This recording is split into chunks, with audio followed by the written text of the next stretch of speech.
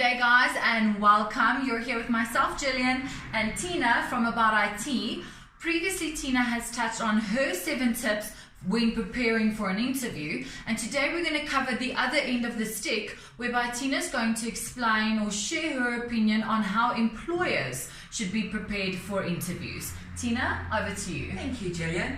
Yes, I think it's very important, just as we are interviewing a candidate for a role at our company, they are also interviewing us for a position in their career. So you being the representative of the company, you are the face of the company. So if you create a bad first impression, the chances are that that perfect candidate will want to come back for a second interview is not very likely. Okay, so how do employers start to prepare for an interview? Well, I think it's very important that the employer gives the candidate a proper job specification so they know what is going to be expected of the position, so they can also prepare. Secondly, it's very important that they tell the candidate who is going to be present in the interview.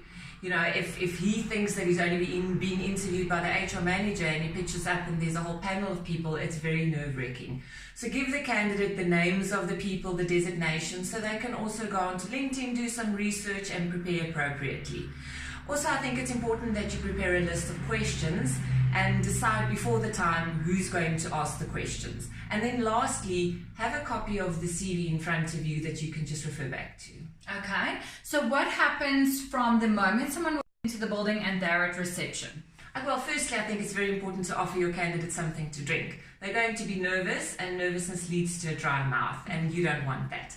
And then secondly, take them into the interview room and start introducing them to all the panel members. Okay, so now he's in the interview room, everyone has been introduced, he's got a glass of water. How do you start the interview?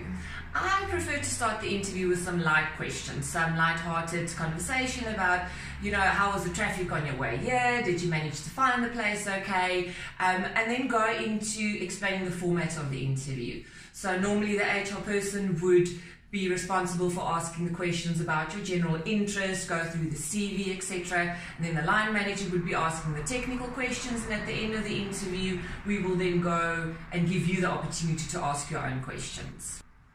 So Tina, now you've got them in the room and you've relaxed them, they've got a glass of water, the panel has been introduced. What are some general guidelines or rules that should be followed now when conducting the interview? Jill, I think it's very important that all the people should turn off their cell phones, not just put it on vibrate, because it's very disturbing for a phone to vibrate and ring, and it's just very rude to pick up your phone in an interview. Unless you are specifically testing a candidate using a stress interview method, don't answer your phone. You wouldn't like the person that you are interviewing to answer their phone. Secondly, you know, give a candidate a little bit of background about the company. Just as much as you would expect them to do their research, you need to sell your company to the candidate as well. Okay, and do you as the interviewer ask the candidate where they are in their job searching journey at this point? Yes, I think that is crucial, and a lot of employers forget to ask that. Most people are actively in the market. If you have identified a person that has got a really scarce skill and you really want to get them, you know, to join your company, you need to find out where they are in their job searching journey. If they're actively going for interviews, you know that you need to speed up your process in order to be the first to get to that candidate. Okay, so then how do you end off the interview? You give the candidate an opportunity to ask their own questions. Okay, I think that's quite important. Inform the candidate of what the next steps is going to be after, you know, stepping out of the room, basically. Never make a promise or a commitment that you're unable to keep. If you tell the candidate you're going to get back to them by Friday, get back to them by Friday, you know. Don't leave them hanging.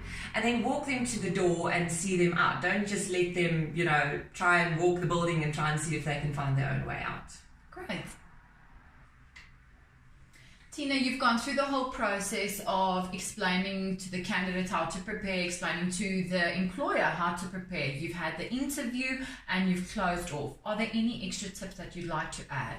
Yeah, sure. I think some general tips for everybody involved is sit up straight, make eye contact, speak clearly. You know, you are a reflection of what you want the candidate to be once he joins your company. Avoid stretching out the interview process too long. Normally 2 interviews is enough to make a decision. If you need everybody in your company to give an opinion before you make a hire, then you probably don't have the right candidate, and candidates tend to lose interest if they have to come back again and again and again for interviews. I think also very importantly, especially in technical interviews, if a candidate doesn't know the answer to a specific question or they get the question wrong, rather than just move on to the next question, help them right, tell them, you didn't get this question right, this is actually the right answer, or, you didn't answer wrong, but this is a better way of maybe doing it. Take it as a teaching opportunity. Some candidates really appreciate if you help them right and they can learn something from the experience. I think lastly is just, candidates take time off work mostly, so their time is just as important as your time. So don't waste it by not being prepared. You need to make it a good experience for both you and the candidate. Great, thank you for sharing with us. Thank you, Gillian. Guys, we'll tune in next time. Bye. Bye.